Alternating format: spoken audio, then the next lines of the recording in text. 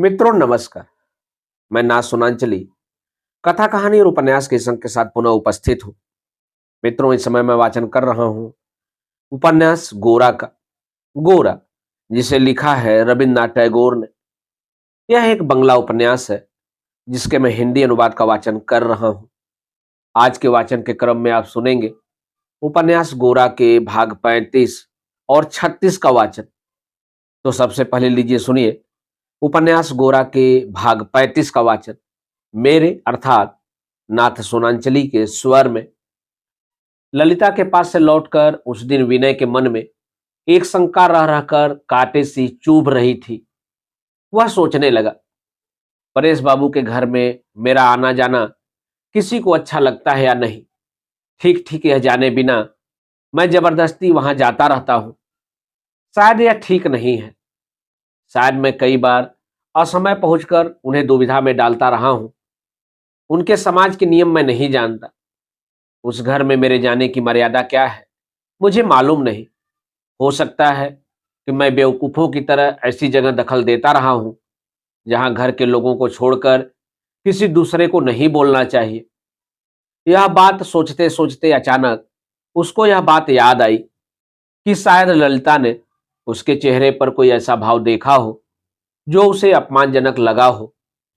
ललिता के प्रति विनय के मन में क्या भाव है, यह विनय के आगे अब तक स्पष्ट नहीं था। लेकिन अब वह उससे छिपा न रहा। हृदय की इस नई अभिव्यक्ति का क्या किया जाए, इसके बारे में वह कुछ सोच नहीं सका। बाहर के व्यक्तित्व से उसका मेल कैसे होगा, संसार के साथ उसका संबंध क्या है। क्या वह ललिता के प्रति असम्मान है या परेश बाबू के प्रति विश्वासघात। इन सब प्रश्नों को लेकर वह बड़ी उधेड़ बुन में उलझ गया। ललिता उसके मन की बात जान गई है तथा इसीलिए उस पर नाराज हुई है। यह कल्पना करके वह मानो धरती में समा जाना चाहने लगा। विनय के लिए परेश बाबू के घर जाना असंभव सा हो गया और अपने घर का सूनापन भी एक बोझ जैसा उसे दबाने लगा। अगले दिन सवेरे ही वह आनंदमयी के पास जा पहुंचा और बोला, मां, कुछ दिन मैं तुम्हारे यहां ही रहूंगा। विनय के मन में कहीं यह बात भी छिपी थी कि गोरा की अनुपस्थिति में वह आनंदमयी को कुछ सांत्वना दे सकेगा। यह समझकर आनंदमयी का हृदय द्रवित हो उठा। बिना कुछ कहे उन्होंने एक बार स्नेहपूर्वक विनय के कंधे पर हाथ रख दिया। विनय अपने खाने पीने और सेवा टहल के मामले में तरह तरह के नखरे करने लगा। कभी कभी वह आनंदमयी के साथ इस बात को लेकर झूठ मूठ झगड़ा करने लगता कि उसकी वहां पूरी देखभाल नहीं होती। हर वक्त बातचीत और हल्ला गुल्ला करते रहकर वह आनंदमयी को और स्वयं अपने को बहलाने की चेष्टा करता। सांझ के समय जब मन को संभालना मुश्किल होता तब जिद करके विनय आनंदमयी को घर के कामों से हटाकर अपने कमरे के सामने बरामदे में चटाई बिछाकर बिठा लेता और उनसे उनके बचपन की और उनके मायके की बातें सुना करता। जब उनका विवाह नहीं हुआ था और जब वह अपने अध्यापक पितामह के टोल अर्थात विद्यालय के छात्रों की लाडली थी, जब सब लोग पितृहीना बालिका को हर बात में इतना सिर चढ़ाए रखते थे कि उनकी विधवा माता को बड़ी चिंता सताती रहती थी। विनय कहता, मां, कोई समय ऐसा भी था जब तुम मेरी मां नहीं थी। मुझे यह सोचकर ही अचरज होता है। मुझे लगता है कि तुम्हें टोल के लड़के भी अपनी एक बहुत ही नन्ही सी मां ही समझते रहे होंगे, बल्कि दादाजी महाशय को पालने पोसने का जिम्मा भी तुम्हारा ही रहा होगा। एक दिन शाम को चटाई पर फैले हुए आनंदमयी के पैरों के पास सिर रखते हुए विनय बोला, मां, जी चाहता है अपनी सारी विद्या बुद्धि विधाता को लौटाकर फिर शिशु होकर तुम्हारी गोद में शरण लूं। दुनिया में तुम्हारे अलावा और मेरा कोई न हो। विनय के स्वर में कुछ ऐसा भर्रायापन और थकान झलक रही थी कि आनंदमयी को तकलीफ के साथ अचरज भी हुआ। वे विनय के पास सरक कर धीरे धीरे उसके माथे पर हाथ फेरने लगी। काफी देर चुप रहकर उन्होंने पूछा, विनू, परेश बाबू के घर सब ठीक ठाक है ना? यह सवाल सुनकर विनय एकाएक चौंक कर शर्मा गया। सोचने लगा, मां से कुछ भी छिपा नहीं रहता। मां अंतर्यामी है। कुछ हिचकिचाते हुए बोला, हाँ, वे सब लोग तो ठीक ही हैं। आनंदमयी बोली, मेरा बहुत मन होता है कि परेश बाबू की लड़कियों के साथ मेरी जान पहचान हो जाती। उनकी तरफ से पहले तो गोरा के मन का भाव सहज नहीं था, लेकिन अब अगर उन्होंने उस तक को बस में कर लिया है तो वे सब मामूली लड़कियां नहीं होंगी। उत्साहित होकर विनय ने कहा, मैंने भी कई बार यह सोचा है कि किसी तरह परेश बाबू की लड़कियों के साथ तुम्हारा परिचय करा देता, लेकिन गोरा को कहीं बुरा न लगे, इस डर से मैंने कभी कुछ कहा ही नहीं। आनंदमयी ने पूछा, बड़ी लड़की का क्या नाम है? इस प्रकार सवाल जवाब के जरिए परिचय होते होते जब ललिता की बात आई, तब विनय ने किसी तरह उसे जल्दी से टालने की कोशिश की, लेकिन आनंदमयी नहीं मानी। मन ही मन हंसकर उन्होंने कहा, सुना है ललिता की बुद्धि बड़ी तेज है। विनय बोला, तुमने किससे सुना? आनंदमयी ने कहा, क्यों, तुम्ही से तो। एक समय पहले ऐसा भी था जब ललिता के संबंध में विनय के मन में किसी प्रकार का संकोच नहीं था। उन्हीं मोह मुक्त दिनों में विनय ने आनंदमयी के सामने ललिता की तीव्र बुद्धि की कितनी बचकानी चर्चा की थी, यह बात वह भूल गया था। कुशल माझी की तरह आनंदमयी सब बाधाओं से बचाती हुई ललिता की बात रूपी नाव को ऐसे चलाती ले गई कि विनय से उसके परिचय के इतिहास की मुख्य मुख्य प्राय सभी बातें जान गई। गोरा को सजा होने के मामले से क्षुब्ध होकर ललिता स्टीमर में विनय के साथ अकेली भाग गई। यह बात भी विनय ने आज सुना डाली। कहते कहते उसका उत्साह और भी बढ़ चला। सांझ होते ही जिस मलिनता ने उसे धर दबोचा था वह न जाने कहां उड़ गई। ललिता जैसे एक आश्चर्यकारी चरित्र को जानना और इस तरह उसकी बात कर सकना अपने आप में उसे एक बहुत बड़ा फायदा जान पड़ने लगा। जब रात को भोजन का बुलावा आने से बातों का तार टूटा, तब मानो अचानक स्वप्न से जागकर विनय ने जाना कि उसके मन में जो कुछ था वह सभी आनंदमयी से कह दिया है। सारी बात आनंदमयी ने ऐसे सहज भाव से सुनी, ऐसे ढंग से ग्रहण की कि विनय को बिल्कुल नहीं लगा कि इसमें कहीं कोई शर्म करने की बात हो सकती है। विनय ने आज तक मां से कभी कुछ नहीं छिपाया।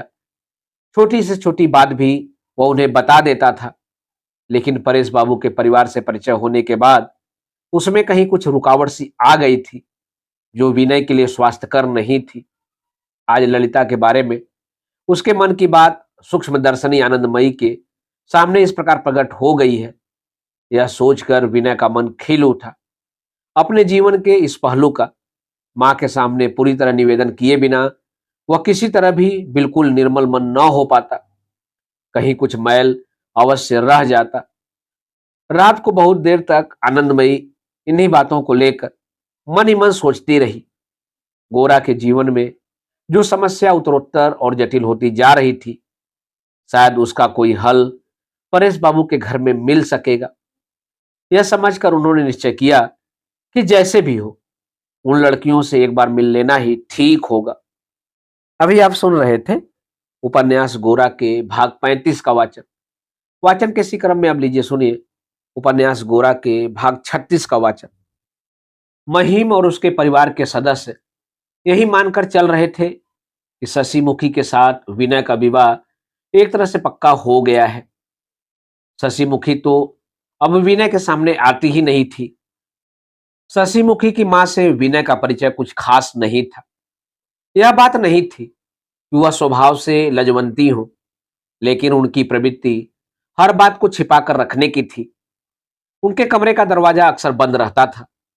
पति को छोड़कर और सभी कुछ को वह ताले में बंद रखती थी। पति को भी बहुत खुली छूट मिलती हो ऐसा तो नहीं था। पत्नी के शासन में उनकी गतिविधि बिल्कुल निर्दिष्ट थी और उनकी आजादी के क्षेत्र का दायरा अत्यंत सकरा।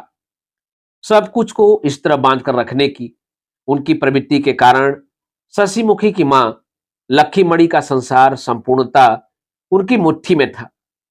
बाहर के व्यक्ति का भीतर आना अथवा भीतर से व्यक्ति का बाहर जाना एक समान कठिन था। यहां तक कि गोरा की भी लक्ष्मीमणि के महल में गति नहीं थी। इस क्षेत्र की व्यवस्था में किसी तरह की कोई दुविधा नहीं थी, क्योंकि यहाँ कानून बनाने वाली भी लक्ष्मीमणि थी और निचली अदालत से लेकर ऊंची अदालत तक भी लक्ष्मीमणि ही थी। एग्जीक्यूटिव जुडिशियल का भेद तो नहीं था, बल्कि लेजिस्लेटिव भी उसी के साथ जुड़ा हुआ था। बाहर के लोगों के साथ व्यवहार में महिम बड़े सख्त जान पड़ते थे, लेकिन लक्ष्मीमणि के शासन में उन्हें अपनी इच्छा अनुसार चलने की कोई इजाजत नहीं थी, छोटी छोटी बातों में भी नहीं। विनय को लक्ष्मीमणि ने आड़ से देख रखा था और पसंद भी किया था। महिम विनय को बचपन से ही गोरा के मित्र के रूप में देखने के इतने आदी हो गए थे कि शायद अति परिचय के कारण ही उन्होंने कभी विनय को अपनी कन्या के पात्र के रूप में नहीं देखा। जब लक्ष्मीमणि ने उनकी नजर विनय की ओर इस आशय से घुमाई, तब सहधर्मणी की बुद्धि के प्रति उनकी श्रद्धा बढ़ गई। लक्ष्मीमणि ने पक्का निश्चय कर लिया कि विनय के साथ ही उनकी कन्या का विवाह होगा। एक बहुत बड़ी सुविधा की बात भी इस प्रस्ताव में उन्होंने अपने पति के मन में अच्छी तरह बिठा दी थी कि उन लोगों से विनय कोई दहेज नहीं मांग सकेगा। विनय को घर में पाकर भी महिम दो एक दिन उससे विवाह की बात न कर सके। गोरा की सजा को लेकर उसका मन व्यथित है, यह सोचकर वे चुप ही रहे। आज रविवार था। महिम की साप्ताहिक दीवा निद्रा पत्नी ने पूरी न होने दी। बंकिम बाबू के नव प्रकाशित बंग दर्शन का नया अंक लेकर विनय आनंदमयी को सुना रहा था कि हाथ में पान का डिब्बा लिए हुए वहां पहुंचकर महिम धीरे से तख्तपोश पर बैठ गए। उन्होंने पहले तो विनय को एक पान देकर गोरा की उच्छृंखलता और बेअक्ली पर विरक्ति प्रकट की। इसके बाद उसके छूटने में और कितने दिन शेष, यह गिनते गिनते मानो बिल्कुल अचानक उनको याद आ गया कि अगहन का महीना तो लगभग आधा बीत गया। वे बोले, विनय, तुमने जो कहा था कि तुम्हारे वंश में अगहन के महीने में विवाह का निषेध है, वह बिल्कुल व्यर्थ की बात है। अव्वल तो पोथी पत्रे में निषेध के अलावा कुछ मिलता ही नहीं। उन पर अगर घर में ही अपना निजी शास्त्र बनाते रहोगे तो खानदान कैसे चलेगा। विनय का संकट समझकर आनंदमयी बोली, शशिमुखी को विनय बचपन से ही देखता आ रहा है। उससे ब्याह करने की बात उसे नहीं जचती, इसीलिए अगहन महीने का बहाना करके बैठा है। महिम बोले, यह बात तो शुरू में ही कह देनी चाहिए थी। आनंदमयी ने कहा, अपनी इच्छा पहचानते भी तो देर लगती है। लेकिन महिम, वरों का क्या अकाल है। गौर लौट आए, वह तो अनेक अच्छे लड़कों को जानता है, किसी एक को ठीक कर देगा। मुंह बनाते हुए महिम ने कहा, हूं? थोड़ी देर चुप रहकर फिर बोले, मां, अगर तुम विनय का मन न पलट देती तो वह इसमें कोई आपत्ति न करता। सक पकाकर विनय कुछ कहने जा रहा था, लेकिन आनंदमयी ने उसे टोकते हुए कहा, तो सच बात कहूं महिम, मैं इसे बढ़ावा नहीं दे सकी। विनय भी लड़का है, हो सकता है कि बिना समझे जाने यह कोई काम भी कर बैठता, लेकिन आगे चलकर वह ठीक न होता। विनय के आगे ढाल बनकर आनंदमयी ने महिम के गुस्से की मार अपने ऊपर ले ली है। यह समझकर विनय अपनी दुर्बलता पर लज्जित हो उठा। वह अपनी असहमति साफ साफ प्रकट करने को उद्धत हो रहा था कि महिम और न रुककर मन ही मन यह कहते हुए उठकर चले गए, विमाता कभी अपनी नहीं होती। महिम ऐसा सोच सकता है और विमाता होने के कारण वे संसार की कचहरी में हमेशा के लिए अभियुक्त की श्रेणी में रख दी गई हैं। यह आनंदमयी जानती थी, लेकिन लोग क्या कहेंगे या सोचेंगे, इस बात का विचार करते हुए चलना उनकी आदत नहीं थी। जिस दिन से उन्होंने गोरा को गोद में उठा लिया था, उसी दिन से उनकी प्रकृति लोगों के आचार और विचार से बिल्कुल स्वतंत्र हो गई थी। उस दिन से ऐसी बहुत सी बातें वे करती आ रही थी जिनके लिए लोग उनकी बुराई ही करते थे। उनके जीवन के मर्म स्थल में एक सत्य को छुपा रखने की जो बात उन्हें हमेशा दुख देती रहती थी, उसकी पीड़ा से यह लोक निंदा ही किसी सीमा तक उन्हें मुक्त करती थी। जब लोग उन्हें ईसाई कहते थे, तब गोरा को गले से लगाकर वे कहती थी, ईश्वर जानते हैं, ईसाई कहने से मेरा जरा भी अपमान नहीं होता। इस तरह धीरे धीरे सभी मामलों में लोगों की बातों से अपने व्यवहार को अलग कर लेने का उनको अभ्यास हो गया था। इसीलिए महिम के मन ही मन या प्रकट रूप से विमाता कहकर उन्हें लांछित करने पर भी वह अपने मार्ग से विचलित न होती थी। आनंदमयी ने कहा, बीनू, बहुत दिनों से तुम परेश बाबू के घर नहीं गए। विनय बोला, अभी बहुत दिन कहाँ हुए हैं। आनंदमयी ने कहा, स्टीमर से लौटने के अगले दिन से नहीं गए। ये कोई बहुत दिन तो नहीं होते। लेकिन विनय यह भी जानता था कि बीच में परेश बाबू के घर उसका आना जाना इतना बढ़ गया था कि आनंदमयी के लिए भी उसके दर्शन दुर्लभ हो गए थे। इस हिसाब से तो जरूर उसे परेश बाबू के घर गए हुए काफी अरसा हो गया था, और यह लोगों के ध्यान देने की बात थी। विनय अपनी धोती के छोर से एक धागा खींचकर तोड़ता हुआ चुप हो गया। उसी समय नौकर ने आकर खबर दी, माँ जी, वहां से माई लोग आया है। हड़बड़ाकर विनय उठ खड़ा हुआ। कौन आया है, कहां से आया है, अभी वह पूछ ही पाता कि सुचरिता और ललिता कमरे में आ पहुंची। विनय का कमरे से बाहर जाना नहीं हुआ। वह स्तंभित सा खड़ा रहा। आकर दोनों ने आनंदमयी के पैर छुए। ललिता ने विनय की ओर विशेष ध्यान नहीं दिया। सुचरिता ने उसे नमस्कार करते हुए पूछा, अच्छी तरह हैं? फिर आनंदमयी की ओर मुड़कर कहा, हम लोग परेश बाबू के यहां से आई हैं। आनंदमयी ने प्यार से उन्हें बैठाते हुए कहा, मुझे वह परिचय देने की जरूरत नहीं है। मैंने तुम लोगों को देखा नहीं है बेटी, लेकिन घर सा ही जानती हूं। बातें होने लगी। सुचरिता ने विनय को चुप बैठा देखकर उसे भी बातचीत में खींच लेने की कोशिश की। मृदु स्वर में बोली, आप बहुत दिनों से हमारे घर नहीं आए। एक बार ललिता की ओर देखकर विनय ने कहा, बार बार तंग करके कहीं आपका स्नेह न खो दूं, इसी डर से। तनिक हंसकर सुचरिता ने कहा, स्नेह भी बार बार तंग किए जाने की आशा रखता है, शायद आप यह नहीं जानते। आनंदमयी बोली, इस बात को यह खूब जानता है, तुम्हें क्या बताऊं। इसकी फरमाइशों और नखरों के मारे सारा दिन मुझे फुर्सत ही नहीं मिलती। कहते हुए ममतामयी दृष्टि से उन्होंने विनय की ओर देखा। विनय बोला, ईश्वर ने तुम्हें जो धैर्य दिया है, मेरे द्वारा वे उस धैर्य की परीक्षा लेते रहते हैं। ललिता को हल्का सा धक्का देते हुए सुचरिता ने पूछा, सुन रही है ललिता, हम लोगों की परीक्षा शायद हो चुकी, हम लोग पास नहीं हुए हैं ना। इस बात में ललिता ने कोई योग नहीं दिया। यह देखकर आनंदमयी हंसकर बोली, हमारे बीनू बाबू अब अपने ही धैर्य की परीक्षा कर रहे हैं। तुम लोगों को यह किस नजर से देखता है, यह तो तुम्हें नहीं मालूम। शाम से ही तुम लोगों की चर्चा के सिवा और कोई बात ही नहीं होती, और परेश बाबू की बात चलने पर बिल्कुल गदगद हो जाता है। आनंदमयी ने ललिता के चेहरे की ओर देखा। हठ करके वह आंखें तो उठाए रही, लेकिन चेहरा लाल हो गया। आनंदमयी ने कहा, तुम्हारे पिता की ओर से यह न जाने कितने लोगों से झगड़ा कर चुका है।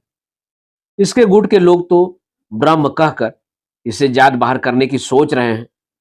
वीनू, इतना घबराने से तो काम नहीं चलेगा। बेटा, सच बात ही तो कह रही हूं, और इसमें शर्माने जैसा कोई बात नहीं है। तुम क्या कहती हो बेटी? आनंदमयी ने जब इस बार ललिता की ओर देखा तो उसने आंखें झुका ली। सुचरिता ने कहा, विनय बाबू हमें अपने ही लोग समझते हैं, यह हम जानती हैं, लेकिन ऐसा हमारे ही गुणों के कारण हो यह बात नहीं है, वह इनकी उदारता है। आनंदमयी बोली, यह बात मैं नहीं मानती। इसे तो बचपन से ही देखती आ रही हूं। इतने दिन तो इसका दोस्त एक मेरा गोरा ही था। मैंने तो यहां तक देखा है कि अपने गुट के लोगों से भी इसका मेल नहीं होता, लेकिन तुम लोगों से 2 दिन की जान पहचान में ही यह ऐसा हो गया है कि हमें भी इसका पता नहीं मिलता। मैंने तो सोचा था इसके लिए तुम लोगों से झगड़ा करूंगी, लेकिन अब देख रही हूं कि मुझे भी इसके गुट में शामिल होने जाना होगा। तुमसे सभी को हार माननी होगी। कहते कहते आनंदमयी ने एक बार ललिता और एक बार सुचरिता की ठोड़ी छूकर अपनी उंगलियां चूम ली। सुचरिता ने विनय का बुरा हाल देखकर दया करके कहा, विनय बाबू, बाबा भी आए हैं। कृष्णदयाल बाबू से बाहर के कमरे में बातें कर रहे हैं। सुनते ही विनय जल्दी से बाहर चला गया। तब आनंदमयी गोरा और विनय की असाधारण दोस्ती की चर्चा करने लगी। दोनों श्रोता उदासीन नहीं है, यह समझने में उन्हें देर न लगी। जीवन भर आनंदमयी इन्हीं दोनों लड़कों को मातृ स्नेह का पूरा अर्घ देकर पूजती रही हैं। इनसे बढ़कर संसार में उनका कोई नहीं रहा है। छोटी लड़कियां शिव की पूजा के समय जिस तरह खुद मिट्टी का शिव बनाती हैं, उसी तरह आनंदमयी ने इन दोनों को अपने हाथों से गढ़ा है जरूर, लेकिन इन दोनों को उनकी पूरी आराधना मिलती रहती है। आनंदमयी की गोद के इन दो देवताओं की कहानी आनंदमयी के शब्दों के स्नेह रस में ऐसी डूबी हुई थी कि सुचरिता और ललिता सुनते नहीं अघा रही थी। उनमें गोरा और विनय के प्रति श्रद्धा कम नहीं थी, लेकिन आनंदमयी जैसी मां के ऐसे स्नेह के माध्यम से मानो दोनों से उनका एक नया और विशेष परिचय हुआ हो। आज आनंदमयी से जान पहचान हो जाने पर मजिस्ट्रेट के प्रति ललिता का गुस्सा कुछ और बढ़ गया।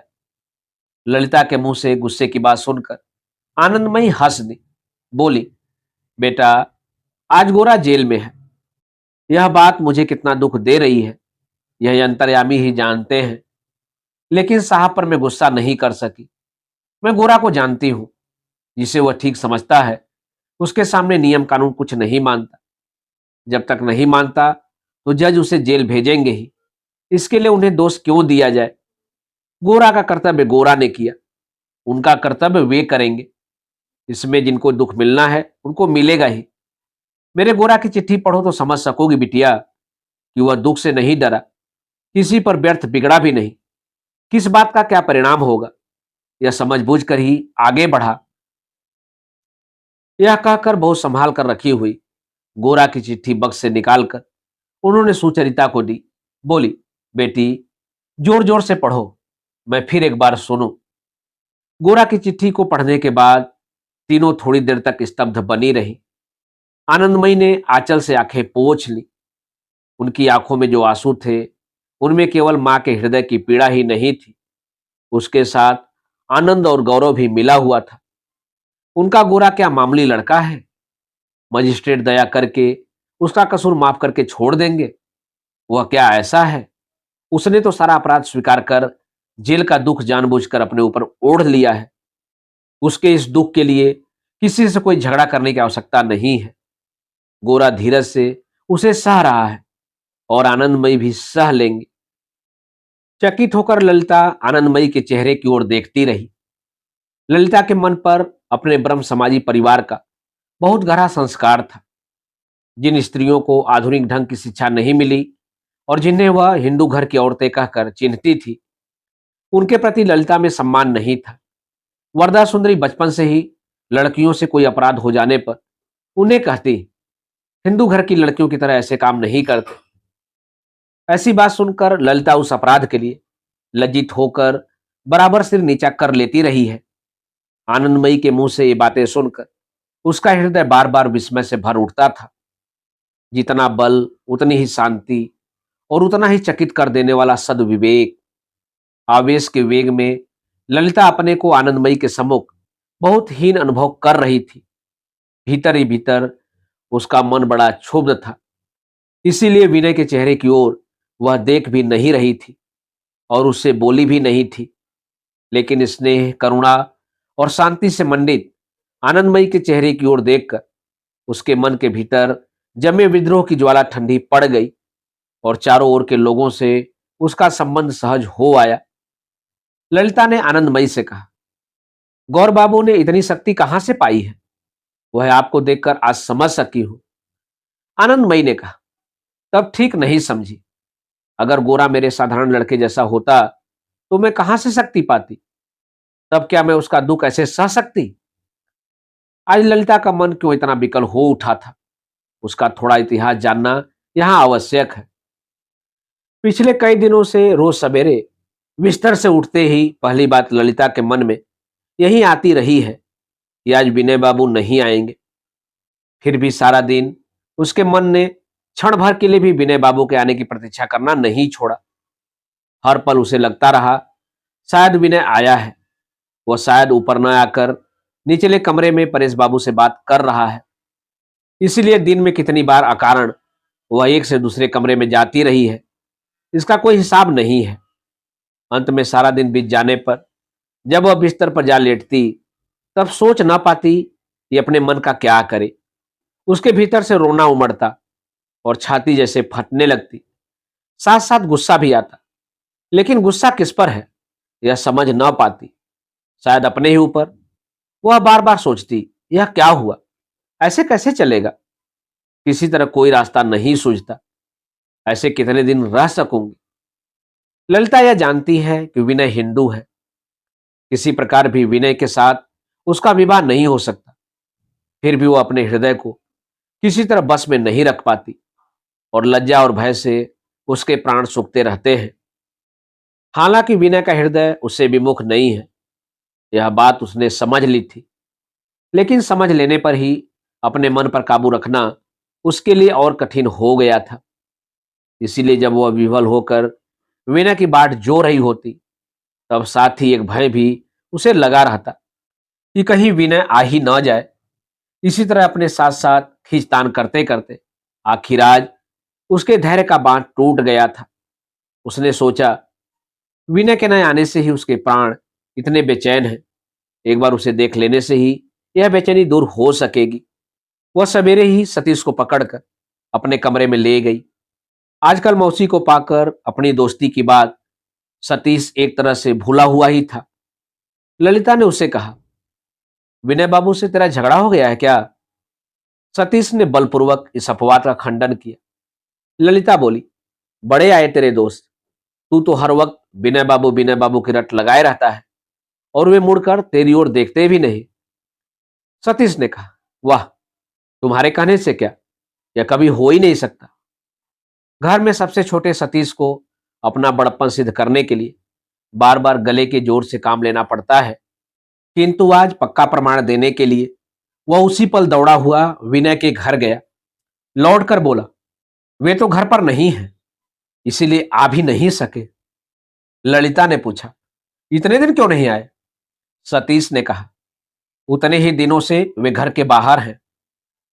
तब ललिता ने जाकर सुचरिता से कहा, दीदी, एक बार हम लोगों को गौर बाबू के मां के पास हो आना चाहिए। सुचरिता ने कहा, लेकिन उनसे तो परिचय नहीं है। ललिता ने कहा, वाह, गौर बाबू के पिता तो बाबा के बचपन के दोस्त हैं। सुचरिता को भी याद आ गया, बोली, हाँ सो तो है। यह कहकर सुचरिता उत्साहित हो उठी, बोली, भाई ललिता, तुम जाकर बाबा से पूछो। ललिता ने कहा, नहीं, मैं न कह सकूंगी, तुम जाकर कहो। अंत में परेश बाबू के पास सुचरिता ने ही जाकर बात चलाई। उन्होंने कहा, ठीक तो है, हमारा पहले ही जाना उचित है। भोजन के बाद जाने की बात जब तय हो गई, तब ललिता का मन विपरीत हो उठा। न जाने कहीं से अभिमान और आशंका आकर उसे उल्टी तरफ खींचने लगी। उसने जाकर सुचरिता से कहा, दीदी, तुम बाबा के साथ चलो, मैं नहीं जाऊंगी। सुचरिता ने कहा, यह कैसी बात कही, तू नहीं जाएगी तो मैं भी अकेली नहीं जाऊंगी। बड़ी अच्छी लड़की है तू, चल, गड़बड़ मत कर। बहुत मनाने पर ललिता मान गई, लेकिन उसे लगा जैसे विनय के सामने उसकी हार हुई है। विनय तो बड़ी आसानी से उसके घर आए बिना रह सका, और वह आज विनय को देखने दौड़ी जा रही है। अपनी इस हार के अपमान बोध से उसे भारी गुस्सा हो आया। विनय को वहां देख पाने की आशा से ही उसने आनंदमयी के घर जाने का इतना आग्रह किया था। मन ही मन इस बात को वह बिल्कुल अस्वीकार करने की चेष्टा करने लगी, और इसीलिए अपनी इस हठ को सिद्ध करने के लिए न उसने विनय की ओर देखा, न उसके नमस्कार का जवाब दिया, न उससे कोई बात की। विनय ने सोचा, ललिता ने उसके मन की छुपी बात ताड़ ली है, इसीलिए वह उसकी ऐसी अवज्ञा करके उसका प्रत्याख्यान कर रही है। उससे ललिता को प्रेम भी हो सकता है, ऐसा अनुमान करने लायक आत्मविश्वास विनय में नहीं था। विनय ने संकोच से दरवाजे के पास आकर खड़े खड़े ही कहा, परेश बाबू अब घर जाना चाहते हैं, इन सबको खबर देने को कहा है। विनय कुछ इस ढंग से खड़ा हुआ था कि ललिता उसे देख न सके। आनंदमयी ने कहा, यह कैसे हो सकता है, मुंह मीठा किए बिना ही चले जाएंगे? और अधिक देर नहीं होगी विनय, तुम जरा यहां बैठो, मैं एक बार देख आऊं। बाहर ही क्यों खड़े हो, कमरे में आकर बैठो। ललिता को पीठ करके विनय थोड़ी दूर पर जगह ठीक करके बैठा। विनय के प्रति उसके व्यवहार में कोई मैल नहीं है, कुछ ऐसे ही सहज भाव से ललिता ने कहा, विनय बाबू, आपका मित्र सतीश आज सुबह यह जानने के लिए ही आपके घर गया था कि क्या आपने उसको बिल्कुल त्याग दिया है। अचानक देववाणी सुनकर मनुष्य जैसे चकित हो जाता है, इसी तरह विनय चौंक उठा। उसका वह चौंकना सबको दिख गया होगा, यह सोचकर वह बहुत झेप गया। अपनी स्वाभाविक चतुराई का कोई स्पष्टीकरण न दे सका। कानों तक लाल होता हुआ वह बोला, सतीश गया था क्या? मैं तो घर पर नहीं था। विनय को ललिता की इस साधारण सी बात से बहुत खुशी हुई। क्षण भर में सारे विश्व पर छाया हुआ एक गहरा संशय अचानक टूटने वाले दुस्वप्न सा दूर हो गया। मानो पृथ्वी पर उसके चाहने लायक और कुछ बाकी न रहा। उसका मन कह उठा, मैं बच गया, मैं बच गया। ललिता नाराज नहीं है। ललिता ने मुझ पर कोई संदेह नहीं किया। विनय बोला, दुनिया में जो लोग शिकायत नहीं करते, चुप रह जाते हैं, उन्हीं को तो दोषी ठहराया जाता है। दीदी, तुम्हारे मुंह से ऐसी बात नहीं सुहाती। तुम खुद इतनी दूर चली आई हो कि दूसरे ही अब तुम्हें दूर जान पड़ते हैं। आज पहले पहल विनय ने सुचरिता को दीदी कहा था। सुचरिता के कानों को यह बहुत मधुर लगा।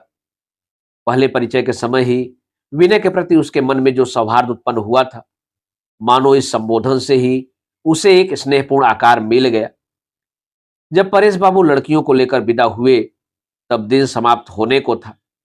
आनंदमयी ने विनय से कहा, मां, आज तुम्हें कोई काम नहीं करने दूंगा, चलो ऊपर चले। अपने हृदय की हलचल को विनय संभाल नहीं पा रहा था।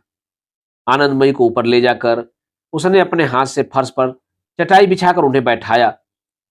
विनय से आनंदमयी ने पूछा, विनय, क्यों, आखिर बात क्या है? विनय ने कहा, मुझे कोई बात नहीं कहनी, तुम भी कहो। परेश बाबू की लड़कियां उन्हें कैसी लगी, यही सुनने के लिए विनय का मन छटपटा रहा था। आनंदमयी ने कहा, वाह, बस इसीलिए तू मुझे बुला लाया है? मैं तो समझी थी कोई काम की बात होगी। विनय ने कहा, बुलाकर न लाता तो ऐसा सूर्यास्त कहां देख पाती। कलकत्ता की छतों पर उस दिन अगहन मास का सूर्य मलिन भाव से ही अस्त हो रहा था। विविध रंगों की कोई छटा नहीं थी।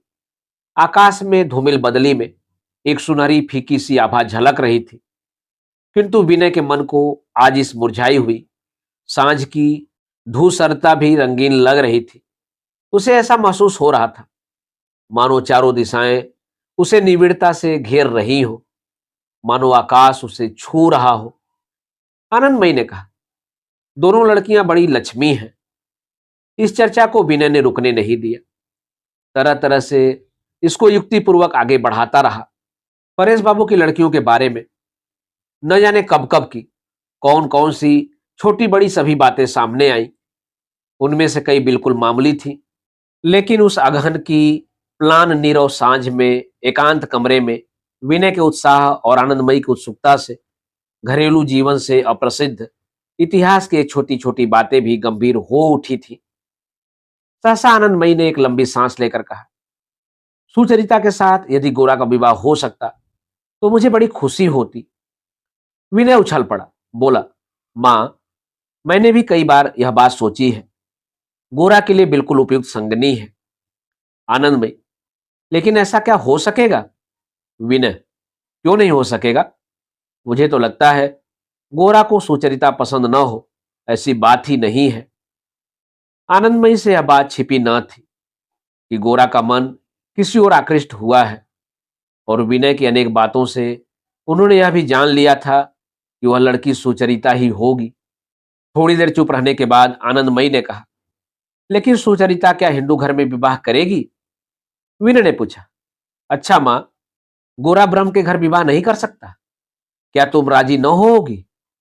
आनंदमयी, बिल्कुल राजी होंगी। विनय ने फिर पूछा, होगी? आनंदमयी बोली, क्यों नहीं होंगी? बिनु, मन से मन का मेल होने से ही ब्याह होता है। उस समय कौन सा मंत्र पढ़ा गया, इससे क्या आता जाता है? जैसे भी हो, भगवान का नाम ले लिया और यही काफी है। विनय के मन से एक बोझ उतर गया। उत्साहित होकर उसने कहा, मां, तुम्हारे मुंह से ये सब बातें सुनकर मुझे बड़ा विस्मय होता है। इतनी उदार बुद्धि तुमने कहां से पाई? हंसकर आनंदमयी ने कहा, गोरा से ही पाई है। विनय ने कहा, गोरा तो इसके उल्टी बात कहता है। आनंदमयी, उसके कहने से क्या होता है? मैंने जो कुछ सीखा है सब गोरा से ही सीखा है। मनुष्य नाम की चीज कितना बड़ा सत्य है, और मनुष्य जिन चीजों को लेकर गुटबंदी करता है, लड़ मरता है, वे सब कितनी झूठी हैं। भगवान ने सारी बातें मुझे उसी दिन समझा दी थी जिस दिन गोरा को मुझे दिया था। बेटा, ब्रह्म समाजी कौन है और हिंदू कौन है? मनुष्य के हृदय की तो कोई जात नहीं है बेटा। वहीं आकर भगवान सबको मिलाते हैं और स्वयं भी आ मिलते हैं। उन्हें हटाकर मंत्र और मतवाद पर मिलाने का भार छोड़ देने से थोड़े ही चलेगा। आनंदमयी के पैरों की धूल लेकर विनय ने कहा, मां, तुम्हारी बात मुझे बहुत अच्छी लगी। मेरा आज का दिन सार्थक हुआ। मित्रों, अभी आप सुन रहे थे उपन्यास गोरा के भाग 36 का वाचन मेरे अर्थात नाथ सोनांचली के स्वर में। उपन्यास गोरा के आगे के भागों का वाचन आप मेरे वाचन के अगले क्रम में सुन सकते हैं। तो जुड़े रहिए कथा कहानी और उपन्यास के साथ। धन्यवाद। नमस्कार।